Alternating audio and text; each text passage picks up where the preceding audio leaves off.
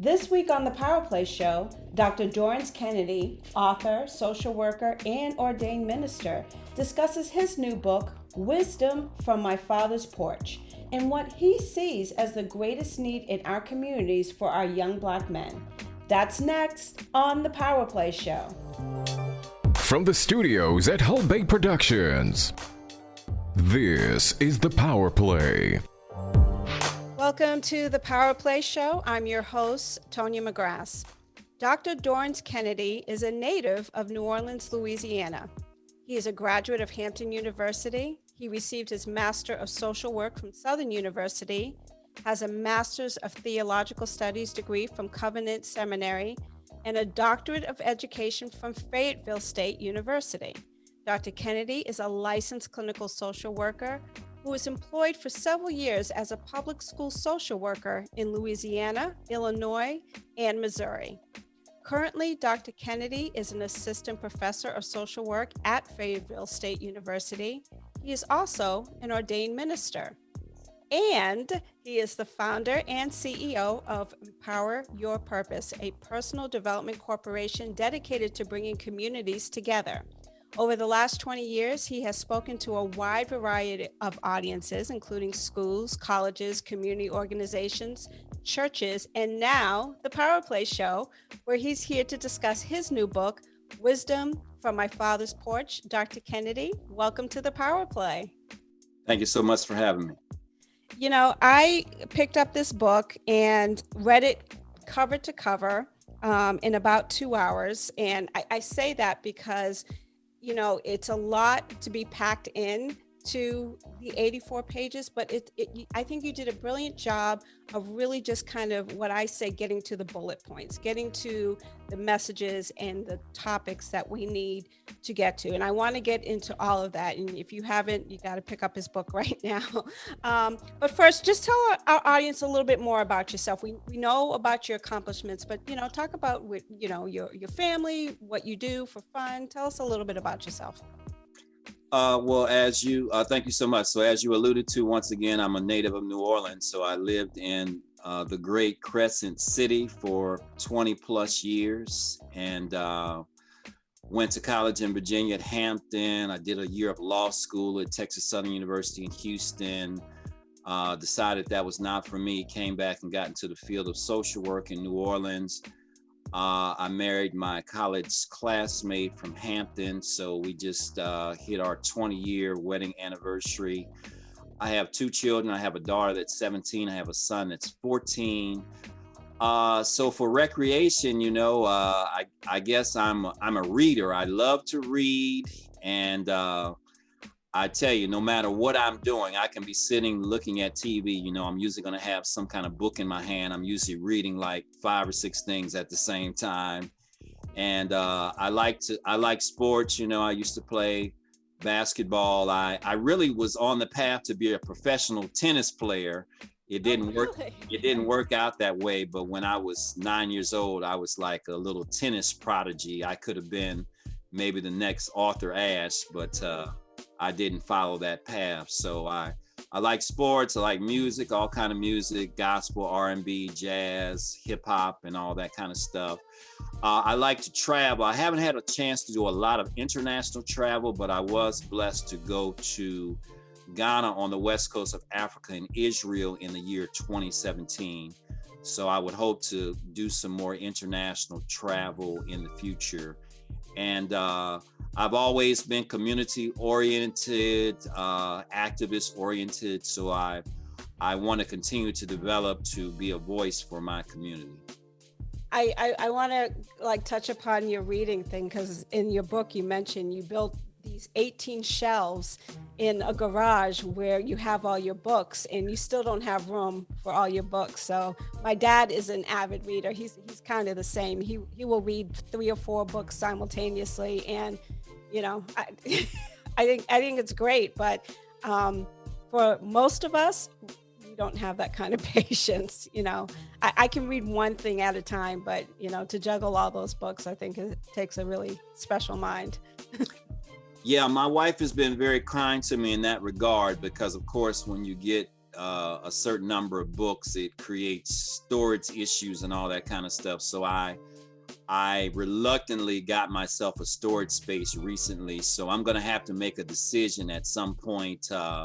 I thought about giving the books away, throwing the books away. So right now I have a storage space, so I'll have to decide at some point, but I've always loved to read. I want to get to your book with the title. I want to start with the title, Wisdom from My Father's Porch. And this title, for me, conjured up such a powerful image of the idea of knowledge being passed on from one generation to the next. How did you come up with the title of this book? Well, actually, my brother, who's older than me, 3 years older than me, who lives in the state of Texas, he's been encouraging me to write a book for a long time. So I finally got busy with that. So I was talking about different titles and we were throwing ideas back and forth. So kind of in that conversation, he suggested this title and then I shared it with other people and everybody seemed to love the title. So that's what I decided on. This book is structured into several themes, and there are a few that I want to go into deeper discussion with you today. And the first is this notion of how men treat women. And I thought this was really powerful. I have a son, I have an adult son, and I have a 13-year-old at home. And you wrote about women are men's first teachers and the importance of learning how to treat women. Why is that notion being lost on so many men? You see it in the media, you see it in entertainment, which I don't even consider to be entertainment, but how women are treated by men. Why was it important for you to talk about this in your book? Well, I think unfortunately in some communities, we don't have maybe the best role models of relationships. So all of us know people that have been involved in negative relationships, toxic relationships. So I think for some of us, we don't have good role models, people we know that are in healthy relationships. Then of course, the media is very important. And I was having another interview a couple of days ago, and I said, I think that in the African-American community, there's no other community that portrays its women the way that African-Americans do. That's so true. There's no other group of people. So now if this was being imposed on us from the outside, we would feel disrespected and oppressed and all this kind of stuff. But some of this is internal. So I think sometimes with men and Black men in particular, maybe they have feel disenfranchised, beaten down by society. So maybe in their intimate partner relationships, it's a place where they can exercise power and authority and all those kind of things, which in some cases, it might turn abusive, it might turn exploitative and all those kind of things. So like a wise person once said, the hand that rocks the cradle rules the world. So if we see our sisters as our queens, our mothers, our daughters, our sisters, our best friends, the backbone of our community, I just think that we would act differently. But we all know that when we mistreat people, karma is a powerful thing. There's spiritual consequences to it. So you cannot mistreat people and not expect it to come back to you in some form or fashion. I produced a documentary over 20 years ago, and the title was Silent Screams, the Plight of Love, Abuse, and Being Black, with the premise of this whole idea of abuse within the African-American community and how women are very reluctant to report abuse because it's almost like you're turning your man into the man. And, I wonder what your thoughts are about this because, it does seem to be something that is underreported. We see it when it involves a celebrity or an athlete, but within the community, we don't see a lot of reporting of it. Why do you think that is still such a stigma that we don't report our men to the authorities?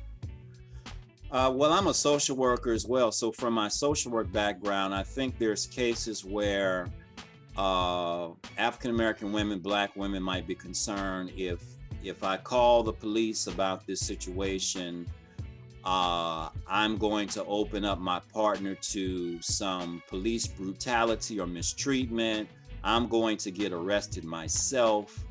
So just because of the relationship with African Americans and law enforcement, and then I've also heard some stories where, let's say, a sister will reach out, and stories like, well, you don't sound upset enough.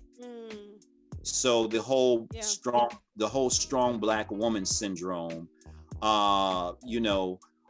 you say you're in pain, but we don't really believe you. We don't really believe that your life is in danger, and that plays in it too. So you're in a touch and go situation. You want to reach out, but you're not sure that you're going to be believed, or you don't want to cause police brutality against your partner. You're concerned about your children and all. And then I think, I think African American women, maybe even more so than men, have a certain amount of racial loyalty, where they don't want to be seen as, I called the man on my man. Right. And that's another thing that keeps the reporting down. This week, opening arguments began in the trial of Officer Derek Chauvin, who's accused of second and third degree murder of George Floyd. And we all know the story of George Floyd, who was murdered on Memorial Day of last year. You write about the need in your book when you're talking about the relationship with police officers, and you write the need to be, quote, polite and respectful. But we've seen time and time again that regardless of the tonality of the communication, our Black and brown men and women are still being, I would say, hunted by law enforcement. Have you begun to have this kind of conversation with your son, and why and how can we continue to work with our young Black men in particular to get them to understand that they have to be able to control themselves in these, what could be very deadly circumstances? Well, I have had this communication with my son and my daughter. So in the Black community, I think we call it the talk. So I have told my son and daughter, listen, if you're ever stopped, because now what I've started to do the last several years, which I've never done before, if I'm driving and I see a police car behind me, that causes some apprehension that I didn't have before. So what I do now, I will keep my license and insurance and registration information close to me, so that if I'm stopped, I don't have to reach in a glove compartment or anything. I can just say, here you go. So what I tell my son and daughter, it's like, okay, put your hands on the steering wheel. Right. Don't make any sudden movements.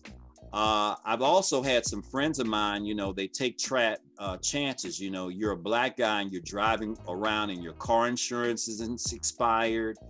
Your headlights not working. Don't do anything to draw attention to yourself.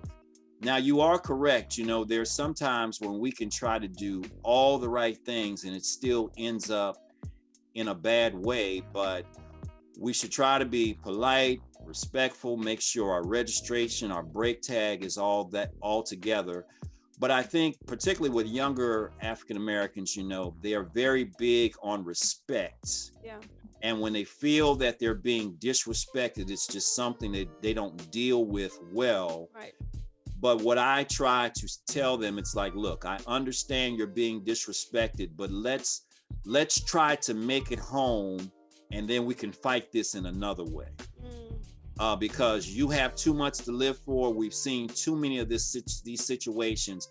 Let's try to make it home. We have to pick our battles, and picking your battle does not make you a coward. So I think with younger men, it's such a sense of disrespect, and I'm not a man if I'm allowing you to disrespect me. No, we want to be smart. We want to pick our battles. We want to make it home to fight in another way. that cowardice that you just spoke about, I think that that's such a big part of this, because to say, yes, sir, or okay, officer, or, thank you, officer, almost, I can already feel like my back going up, because it almost is that slave mentality in a way, that you're saying, yes, sir, no, sir. But it will save your life. It could save your life. I mean, we know the Breonna Taylor case, and we know about the gentleman, his name is escaping me right now. He's eating ice cream in his own apartment, and both of them John.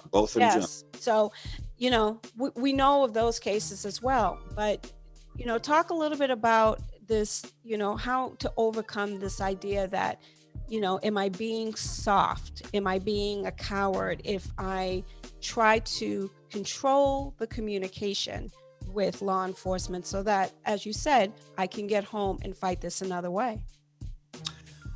Yes. So, I also used to take martial arts when I was younger. I was not the best student, but I did take martial arts, and part of martial arts training, which that's another thing I would recommend for young men as well, because when you feel confident and secure in who you are, I just don't think you're as quick to jump and take the bait that you're being disrespected. So let's say I've been trained in martial arts and I know that I can physically handle you if it came to that, then I don't have the same macho impulse to kind of respect my protect my reputation and good name.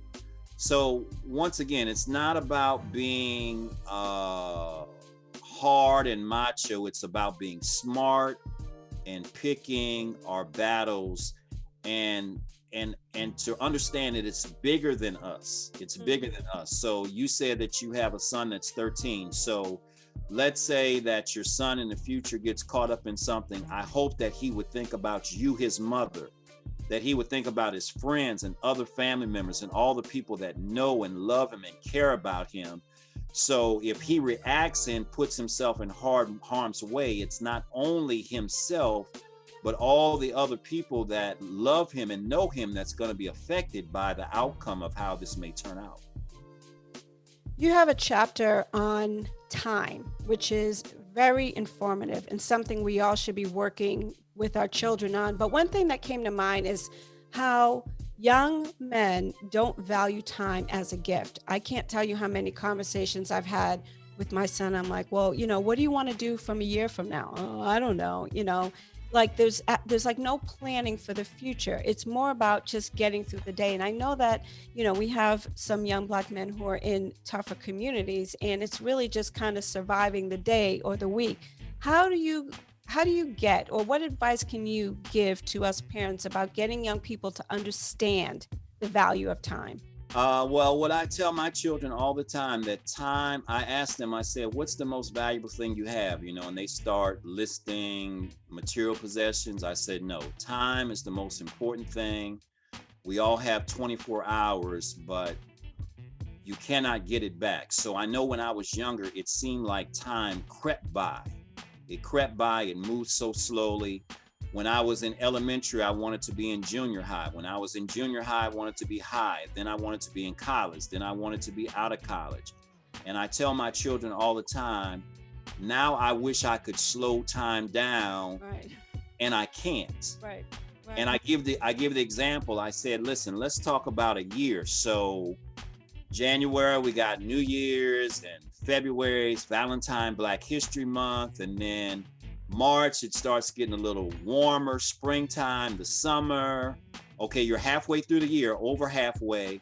Then you get to Memorial Day, Labor Day, end of the summer, Thanksgiving, Christmas, the year is done. Just how short a year is. Yeah, you're right. And, it's the most important thing that you can't get back. And I kind of give the example to my children. It's kind of like, no matter where you are, you can go outside, and no matter what time of the day, there's always a car going by pretty much anywhere that you are. And that's the way time is. It's always moving. You don't feel it, but it's always moving. You can't stop it. So all of us have had the experience in inner city communities. I know when I grew up in New Orleans, I got so tired of seeing these young men on the corner day after day, just seem like they were doing nothing. And, they think it's their turf and their corner, but as my father would say, the corner belongs to the city. This is not your territory, even though you think it is. So go out and try to do something, be productive, get a job, go to the library, do something kind for somebody, work on your skill set, because once this time passes, it's not coming back. You talk about the corner just now, and I love your chapter on community because you make an important point about always reacting to things in our neighborhoods instead of being proactive. But it also feels like the idea of community is being lost. Like, people move in and out very quickly. Growing up, I do remember knowing every single family on my block. How can we build up our communities again with strong male mentors and volunteers for all of our children? Well, that's a great question. Now, in the neighborhood that I live in right now, for many years, I was the community watch leader. I had the same position as George Zimmerman, but I didn't handle it the same way. So I would walk the block. I would go from house to house with flyers and try to organize people and get them to come to community meetings. And then we would invite somebody from the police department. They would give us the crime report in the area. But I found myself expending a lot of effort and not a lot of people from my neighborhood would come out. But I remember one time I was living in this exact same house and my children were a lot younger. And I was in the back of my house and my son came running to the back and said, "Dad, please come to the front." And I was like, "Son, what's wrong?" And what had happened, there was a young man that was standing directly in front of my house, pointing the gun this way, shooting at another young man on my block in the house where I live right now. So when I came outside, luckily nobody was injured or hurt, but I came outside and there were all these bullet casings on the ground. The police came and I used that opportunity to try to talk to my neighbors like, "See, this is what I'm talking about. This is why we need to look out for each other." But it kind of reminds me what Reverend Jesse Jackson used to say, is that there was a time in our communities where we had a love triangle, which consisted of home, school, and church. Mm-hmm, mm-hmm. So I think we need to be a lot more intentional because some of us, as I would say, we don't have neighborhoods, we have living quarters. We're just living next to people. We go out in the morning, we say good morning, good afternoon, and we keep on going. We need to take the time to try to get to know our neighbors. Some of us don't even know our neighbors' names. And to know about our neighbors and look out for our neighbors. I just think, some of us get so busy and we're so wrapped up in our own lives that we do not reach out like we should. My grandmother used to spend a lot of time on the front porch, but houses nowadays, because we have drive-by shootings in certain cities, the porch is not nearly as prominent on houses now as it used to be. But I think some of us are just so self-absorbed that we don't take the time to really build community. The other issue I think a lot of communities are dealing with, and I don't know who coined the phrase, but the idea of snitches wear stitches, and this whole idea that, you can't talk to the police about something that you've seen. There was a terrible shooting here in Massachusetts in the city of Cambridge. A 19-year-old kid was meeting somebody because he was going to sell his sneakers and he ends up getting killed. And there were witnesses, but these young folks feel as though, I'm afraid, I don't want to talk to anybody. I don't want to tell anybody what I said. How can we make our young people feel safe so that when they see something, they can say something? Well, in the city of New Orleans, I remember back in the 1990s, community policing was a big initiative. So our mayor at that time, Mark Morial, who's now the president of the National Urban League, he hired a great police chief, Richard Pennington, who had been a police chief in Washington, D.C. and Atlanta. So New Orleans was having a serious crime problem. They brought community policing. They had police substations in communities. So definitely there needs to be more interaction between law enforcement and the community, the building of relationships. So when something happened, when you have a relationship with people, you're more likely to say something. But when you look at the police as an occupying or an invading presence in your community, and then we hear these stories and we see these situations of police misconduct and brutality, it's not surprising that many people in the community do not want to talk. And then, of course, they're concerned about retribution from other people that live in the hood. So it is concerning that people don't talk to the police, but it is definitely understandable on a certain level. You have a chapter where you talk about appearance, and I thought that this was so important. My father taught me two valuable lessons, and the first one is to dress for the job that you want, not the one that you have. And the second one is if you're early, you're on time. If you're on time, you're late. And I see young people dressing like, I have a 13-year-old, and I don't think there's one item of clothing that he has that is not some kind of sweatpant or sweatshirt or anything. But, why is this so important? Why is it important that young people, young Black men, understand that their appearance says a lot about, or can say a lot about, who they are? Well, once again, this is where our history comes in. So if you understand, in the African-American community, there was a time when folks said that we were descended from the apes, that our brain size was smaller than other people. There was a rumor for years that Black people smelled bad. So dressing nice has always been a big thing in the Black community, because we were trying to demonstrate that we were just as good as anybody else. So when you watch those civil rights marchers, they were dressed up in Sunday suits, and the women had nice dresses on because they were trying to put their best foot forward. So I think in modern times, we just have lost some of that. So I remember Steve Harvey, he was talking about the difference in men of his day and today. And he said, there was a time back in the past that being cool was the big thing. And part of being cool was dressing nice. Today it's being hard, right. It's being hard. So, I'd love to see a brother dressed to a T in a nice suit. I love to see it. It just does something to my spirit and my soul. So we need to bring some of that back, because people will judge us by appearance. And there's some young people, they look a certain way so they won't be exploited or taken advantage of in their environment. So if you actually talk to them, they could be polite, respectful, mannerable, very smart and intelligent, but they're trying to blend in with their surroundings.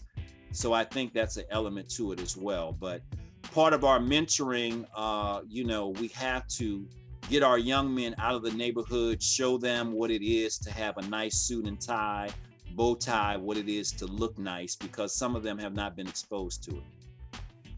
I know for church, and our church has been closed because of the pandemic, but I would see the young kids come in with jeans and sneakers and t-shirts and what have you. And we would always make our son put on slacks and a button-down shirt. And every single week, it was a fight. And I had to get him to understand that you're not dressing for your friends. You're dressing for the respectful place that you're going to. And, as an ordained minister, are you seeing the attire of young people changing in churches, and how can we get back to that, wearing your Sunday best. You know, we were always told to wear our Sunday best growing up. Well, I just think as a society, we're just becoming more casual. So even in corporate spaces, let's say on Fridays, it's just more casual than it was in the past. So on the one sense, it's not a bad thing because maybe people, if they're casual, they feel more relaxed, more comfortable. But on the other hand, there is a time and a place to look your best. Appearance does matter. It does affect people's first appearance of you. And if you want to go far, you just have to be able to fit into various settings. So if you're trying to be professional and businesslike, you have to look the part. So like you said earlier, not only dressing for the job that you have now, but the job that you're trying to get. So in some of this attire that young people are into comes out the prison culture, this whole stuff of not wearing the belt and having your underwear showing and all this. This comes out the prison culture, which once again, Black folks don't own the prisons. Right.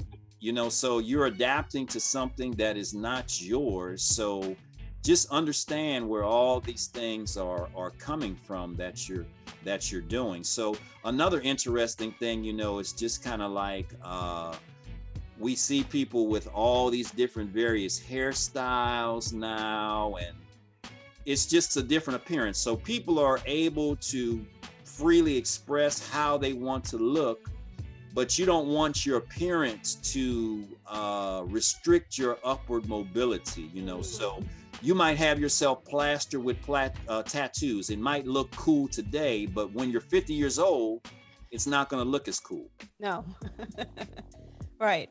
And I think that that's such an important point, because I think that young people, my daughter included, made decisions about piercings and tattoos at a very young age. And luckily her career is in, beauty and hairstyling and what have you. So it's not as important, but I always said to her, I said, well, what if this doesn't work out and you have to go into the real world? How are you going to go in there with a tattoo on your neck? But I think that those are the conversations that we have to have. My father has no tattoos. My mother has no tattoos. It's not something that we grew up knowing and thinking was appropriate. It just didn't really come to our mind. And so I think that when you have male role models and women role models, and you can see them and look up to them and say, wow, every time I see him or her, they're very nicely dressed. He always has on a shirt and tie. She's always in a presentable outfit. I think that, it does start to resonate in your mind a little bit. Do you agree? Yes. And what I try to also say is that, there's some fashion that's timeless. So as a man, if you have a blue suit, a black suit, a gray suit, if you have some black shoes and some burgundy shoes or whatever, there are certain things that are never going to go out of style. It's timeless. So I remember some years ago, Kirk Franklin, who I'm a fan of, the gospel star, he's a short guy and he was wearing these suits that had like 4 or 5 buttons, and the suit jacket fell down on him rather low. Okay. And it just looked a little bit interesting because he's a short guy. So now if he was taller, he could pull it off more. But, I'll let my son look at it. I said, now, son, listen, if you get a suit that's 2 or 3 button, that's never going to go out of style. But, they were doing stuff with the long suit coats and the 4 and 5, 6 buttons. It's like, it might look good for then, but is it going to look good 10, 20 years from now? So right. You want fashion, just like our music. Stevie Wonder is never going to go out of style. Right. One of my favorite albums of all times is Songs in the Key of Life that came out in like 1976. So just like music is timeless, there's certain things about fashion that are timeless and will never go out of style. Lastly, I want to touch about your chapter on character, because for me, I have always felt, and I've taught my kids this, and anyone who I've worked with, your character, your word is the only thing that is uniquely yours. And I do a lot of speaking engagements where I talk to young people about finding their voice and the power that that holds. And, I just don't see a lot of value being put on people's character. We're very quick.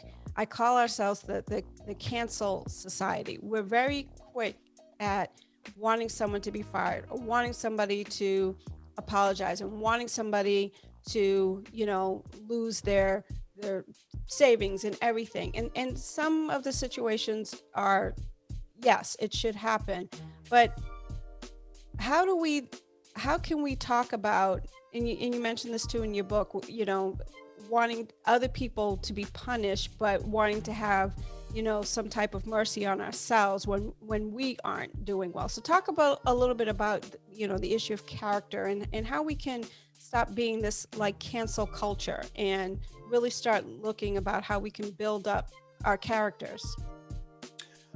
Well, in the book, I say one of my famous sayings that I coined is that we oftentimes want judgment for other people and mercy for ourselves. So all of us have made mistakes. We've all done things that we're not proud of. But I think one thing that used to keep down the crime in our community was the whole idea that our parents and our elders told us that we were being watched. And somebody is always watching you. So those of us that are spiritual, God is watching down on you. And with all the technology we have in society today, somebody is always watching what you're doing. So you want to be careful, because if it becomes public, will you be able to pass the smell test? How's this going to smell once it gets out in the open? So always consider what you do and what you say, because if it's exposed, how are you going to match up in the sunlight? So that is very important. Having integrity, having humility. So one thing my parents always taught me, like you alluded to, you have to have a word. So if you say that you're going to be someplace at a certain time or do a certain thing, try the best you can to do it. If you can't do it, have the integrity to come back and say, for whatever reason, I'm not going to be able to do it. So I joke that, I would rather be lied to than ignored. So if you make me a promise, I would rather you lie to me about why you can't do it, as opposed to promising and then just not following through. Because some of us promise, we don't follow through, and we don't call, we don't email, we don't say I'm sorry, we just act like we never said it. Mm-hmm. You mentioned integrity, and another part that you wrote in your book is that quote, if we are going to be leaders and people of influence, we must have the capacity to tell the truth. Now, that sounds great, but we also know that we are living in a society where we are being lied to all the time by leaders, by politicians, by influencers. So, but how can we juxtapose that, just to look into ourselves and really understand what it means to have that integrity within ourselves?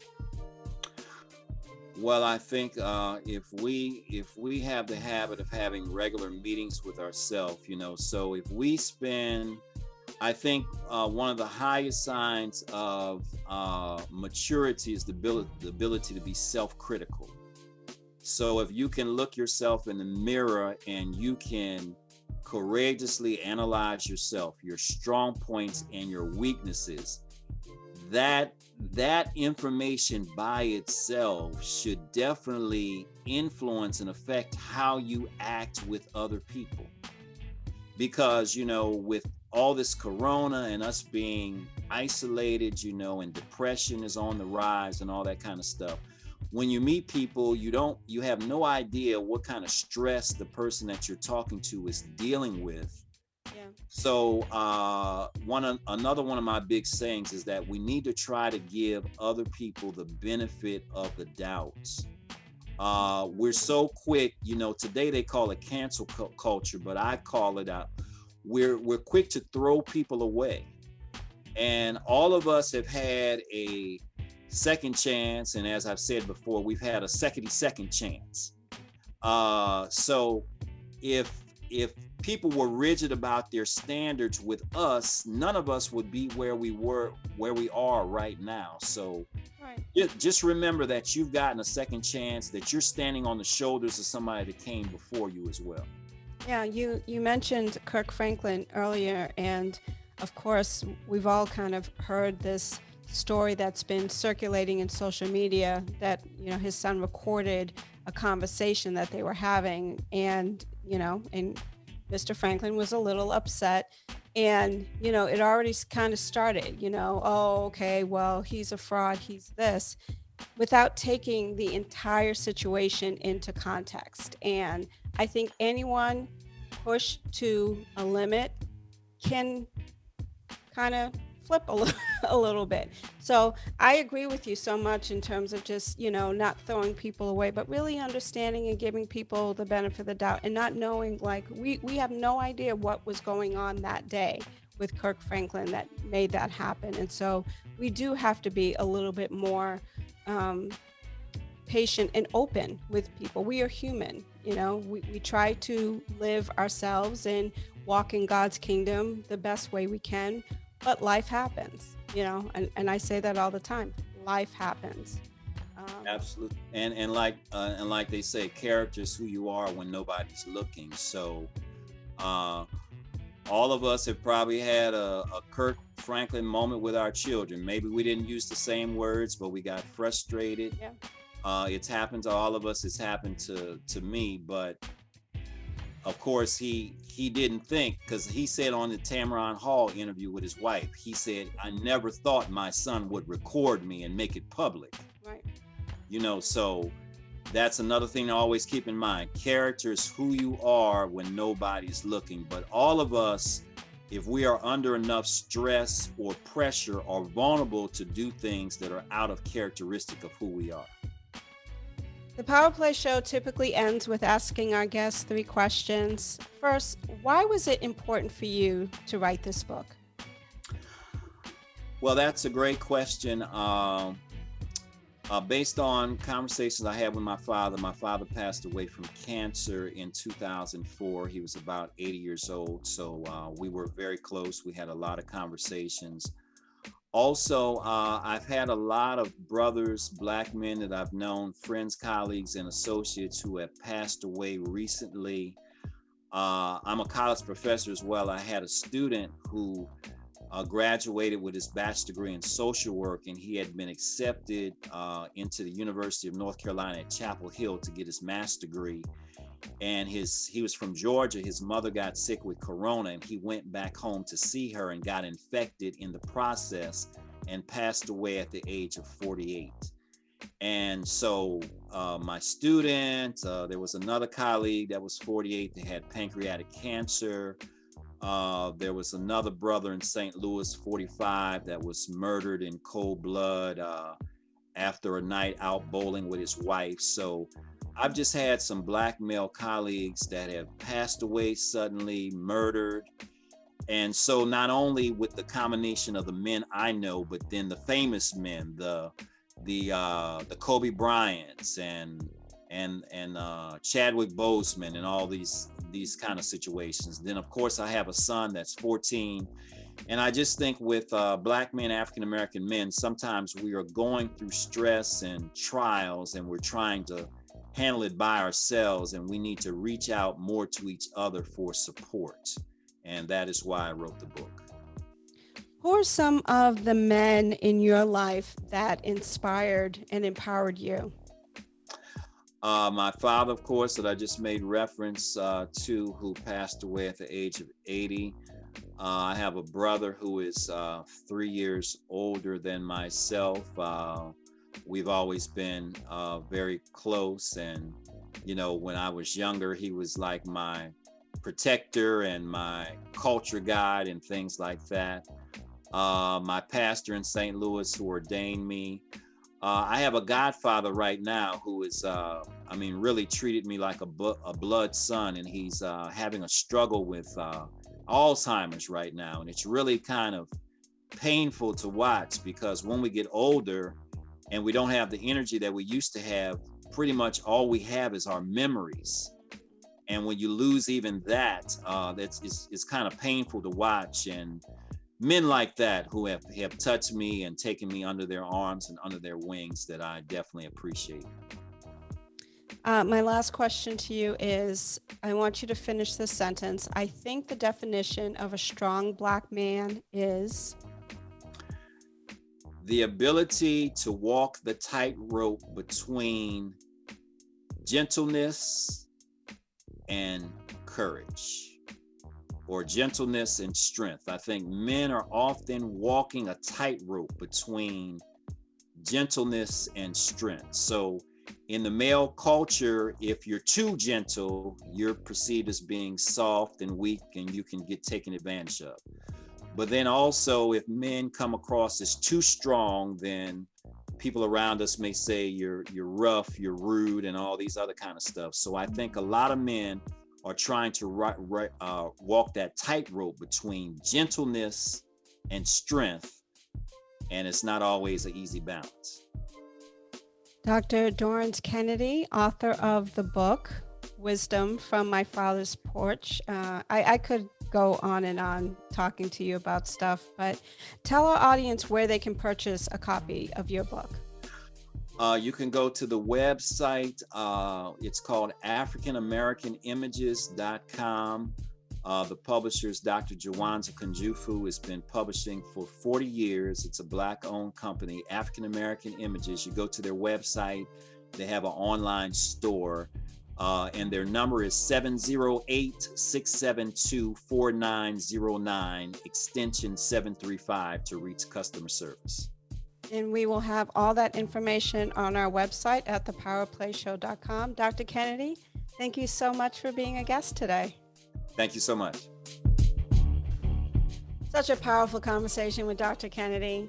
Remember, you can listen to past episodes of the PowerPLAY Show wherever you subscribe to podcasts, including iTunes, iHeartRadio, and now Pandora podcasts. You can also watch our interviews on YouTube. Simply search the Hull Bay Productions Media channel, and be sure to subscribe so you never miss an episode. And as always, we air on BroncoIRadio.com each Saturday at 5 p.m. So be sure to tune into a new episode of the PowerPLAY Show each Thursday, wherever you subscribe to podcasts, or on YouTube at Hull Bay Productions Media channel, or simply visit thepowerplayshow.com. Until next time, I'm your host, Tonya McGrath. Put on a mask, stay safe, and protect yourself and others.